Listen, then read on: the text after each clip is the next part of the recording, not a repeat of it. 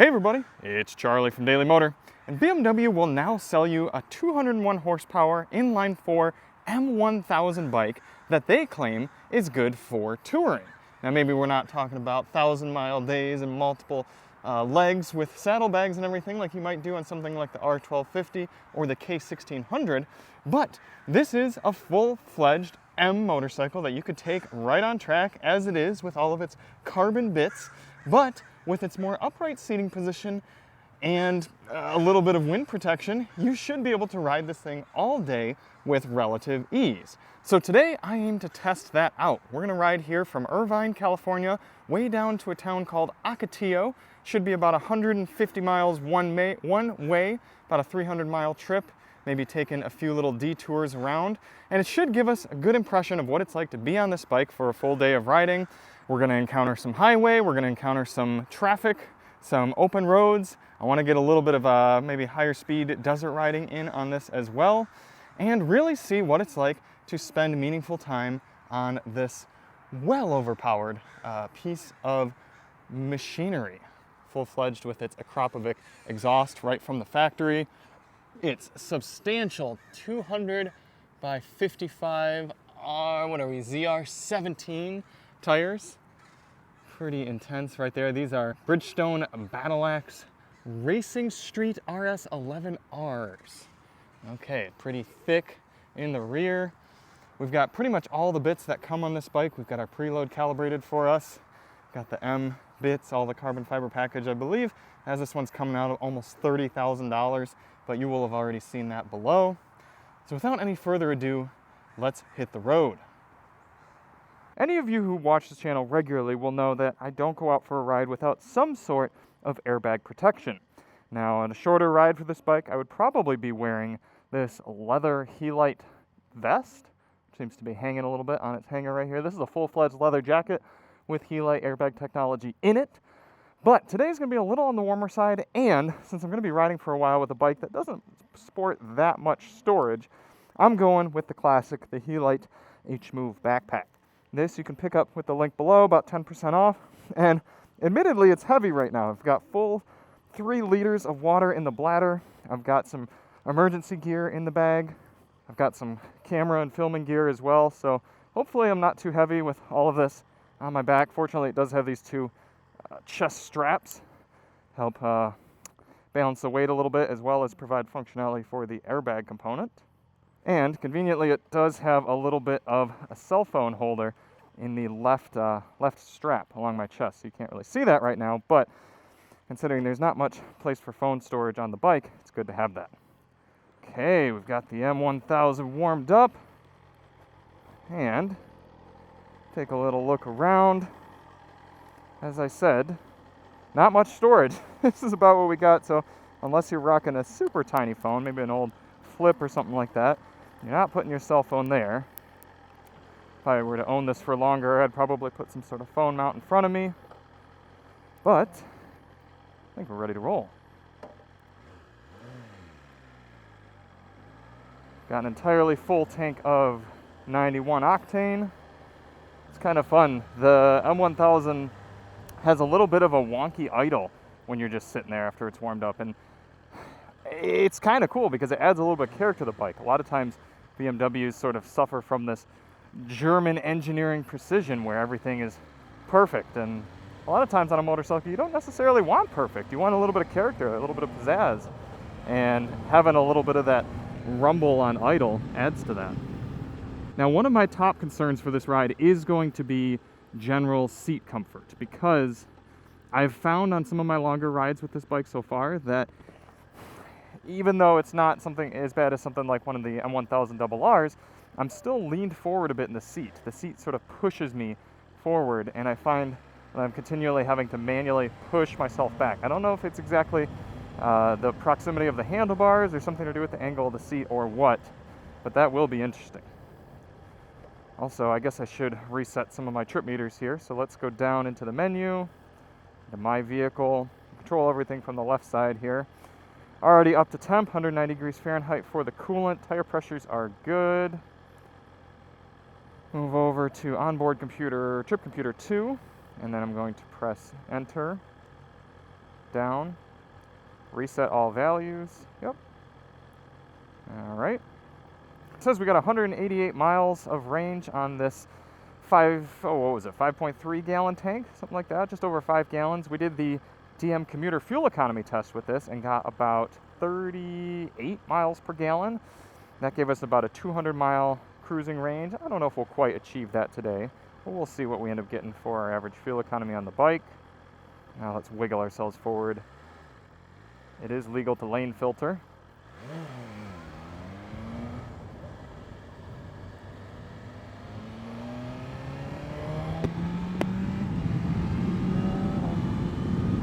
Ah, yes, some wind flow. Bar end mirrors on the end of the handlebars here on the M1000XR, and I like the style, and overall I like the functionality, but you may or may not be able to see in the camera as we get going here on highway speeds, they do rattle quite a bit. And it's a very subtle rattle, but it's enough to make it so you essentially cannot see cars behind you at highway speeds. So that'll be interesting to see if it gets frustrating over the course of the trip. I've been told if you simply clutch in, yep, then everything smooths out. You can sort of see behind you and then continue on your way. Now, of course, we're dealing with 201 horsepower coming out of this mill, but only 83 pound-feet of torque. So if you're not up in the power band, it's not like this thing is screaming away from you. However, you still have plenty of power even up here in 6th gear to do pretty much any sort of accelerating you want. And I will say at about 80 miles per hour, we've got a good amount of vibration coming through the bike. So this is not going to be your grandpa's BMW sport cruiser. Fortunately though, we do have digital cruise control, so it's going to allow me to connect this strap that I forgot to connect on the side of my hand and settle in here for what promises to be a decent bit of highway running. This windshield is adjustable, however, it's not much. It pretty much goes from low to slightly less low, but I do notice a difference with it up. It helps take a little bit of wind off my chest. Now it's hitting me about upper to mid helmet, and essentially that makes it so with earplugs in, this isn't a bad place to be cruising on the highway. I'm fairly comfortable, not being pushed back too hard. It is a little bit louder with the windshield in a lower position. So we've got quite a trip in front of us. Temperature outside 76 degrees. I'm gonna settle in, throw on a little time lapse here, and I'll catch up with you partway through.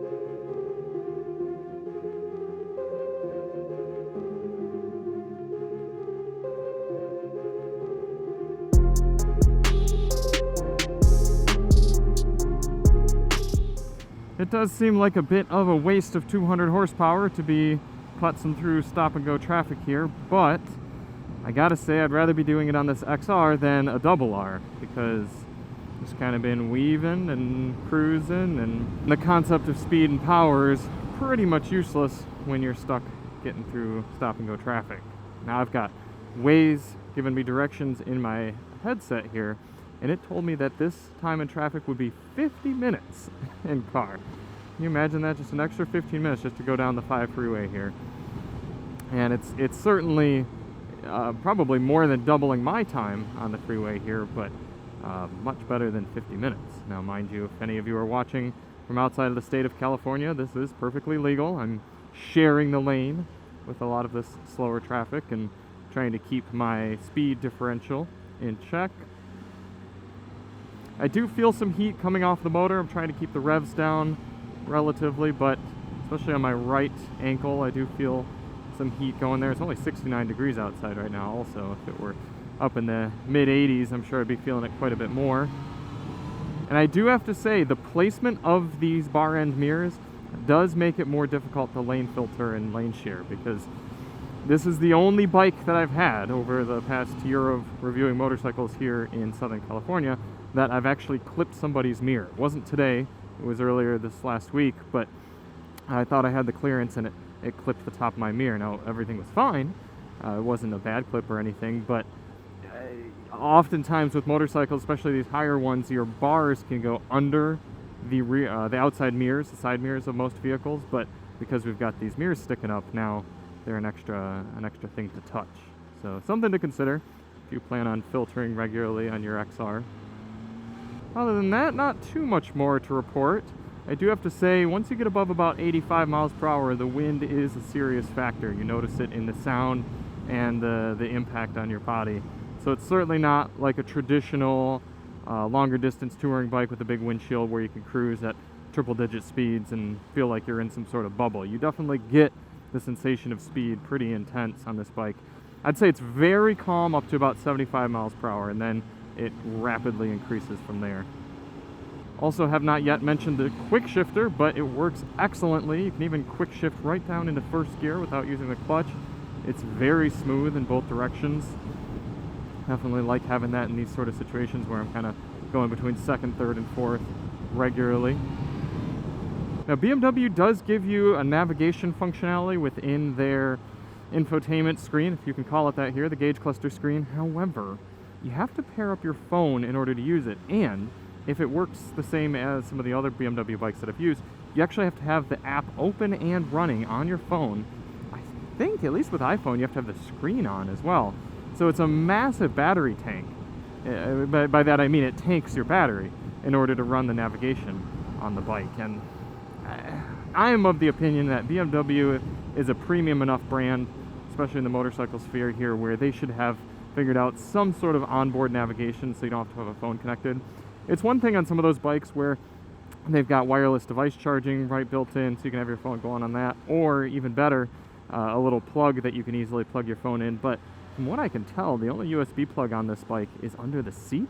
So I mean, I guess I could have my phone under there and plugged in and then paired up to the bike, but that's just a lot of work and a lot of hassle. I'd rather have the navigation running into my helmet like I do with most bikes and just telling me where my next turn is. I also have updates available on my watch. But it is a little bit sad that I can't at least just have a map. I don't need to have anything super robust, but I'd like to at least just have a map in front of me to kind of get an idea of where I'm at, and some live traffic updates might be cool as well. But obviously that would be a stronger complaint for one of the more traditional touring style BMW bikes. This is an M bike, and in terms of raw performance, we're going to have to get out of this traffic in order to talk about that some more. So let's continue on.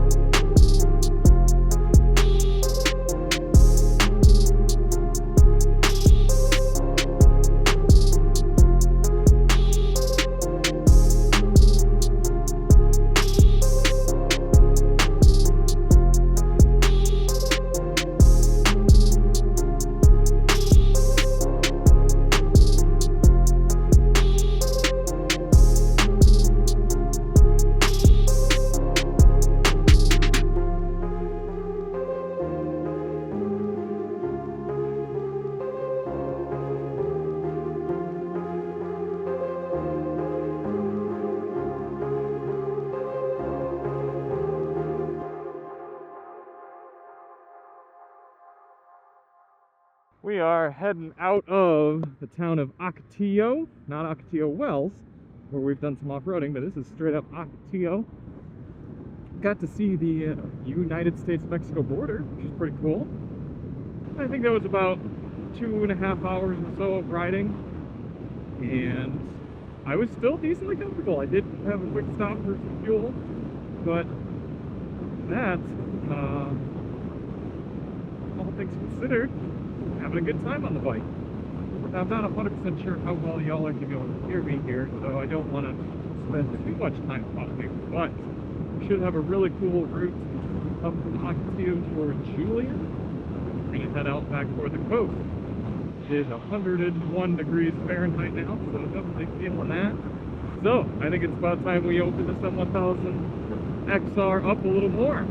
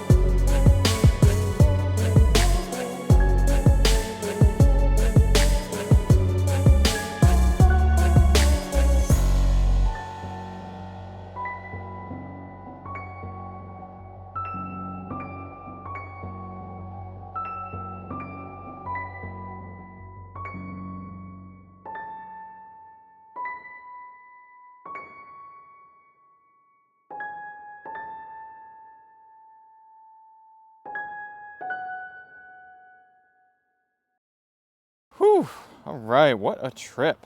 I wanted to record a little bit of a wrap at the end of the night, but all of my camera batteries were dead after all of that time lapsing and shooting throughout the day.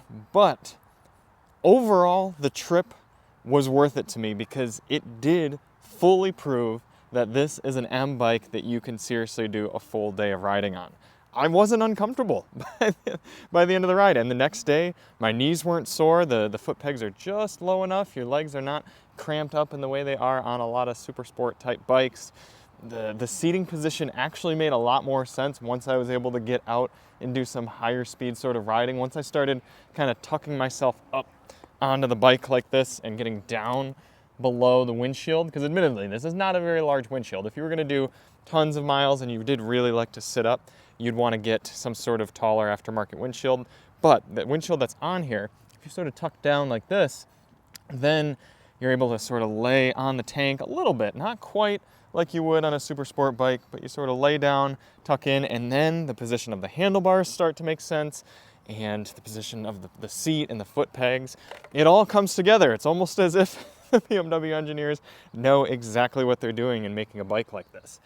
So I really was thoroughly impressed. The mix of the suspension, when you switch from road mode to dynamic, the bike does truly change character. And that's the case for all of the BMW bikes, but a lot of BMWs, I end up leaving in road mode. I don't like the manic nature of them in dynamic. I remember things like the R9T that I had.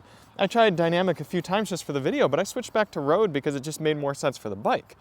The M1000XR, however, when you're riding in spirited sort of riding situations in the twisties, dynamic mode feels just right. The suspension firms up, the motor gets a little bit raspier, a little bit more aggressive, and it just feels good, and it feels like how the bike is supposed to be in those sort of roads. But you switch back to the road mode when you're just cruising on the highway, and again, it makes sense there. It gets comfortable. So, is it expensive? Yeah, absolutely. I mean, this one's got all the bells and whistles. You've got the carbon wheels, you've got the carbon bits. This aero goes a long way in making the bike so remarkably stable at speed. It's crazy how once you get toward illegal speeds, the bike starts to get more planted and confident and solid feeling. And when you compare to the amount of performance and usability that you're getting out of this bike compared to something like any of those other bikes that you can spend more than $30,000 on, or a car, it actually is, it makes more sense to me to spend big bucks on something like this XR than it would something like a Super Sport that's so much more limited in its use. Looks like I did start to get toward the edge of those tires. I did my best. I think 44 degrees was about my largest lean angle. Speaking of that, let's turn the bike on here and look at some of my stats. Trip computer, just under 5 hours traveled, 321 miles, average speed of 71 miles per hour, and 31 miles per gallon. So obviously not super great fuel economy, but I certainly was clicking along speed-wise, so not really too disappointed. And again, the fact that we have a pretty usable sized tank goes a long way in actually making this bike usable as well. I didn't have to hit every gas station, just maybe every few. So I'm really impressed by the bike. I wasn't sold on it until taking that trip, but if you're somebody who wants to be able to go out into the big open roads and use this, the absolute raw power of this bike as it's meant to be used, maybe do some tracking as well or something like that, then this bike makes sense. However, if you're just gonna ride it around legal speeds and kind of take it around local highways and busy areas and stuff, it doesn't make a bunch of sense. BMW has other bikes for you that are going to be better in that situation, because I don't super love riding this bike around town. It just doesn't feel right. But on a trip like that, that is where I really appreciated the bike. So thank you all so much for watching. If you do want to see more on the M1000XR, check the link below or check the links for any of our other videos. And we'll see you on the next one. I'm Charlie from Daily Motor, and as always, ride on.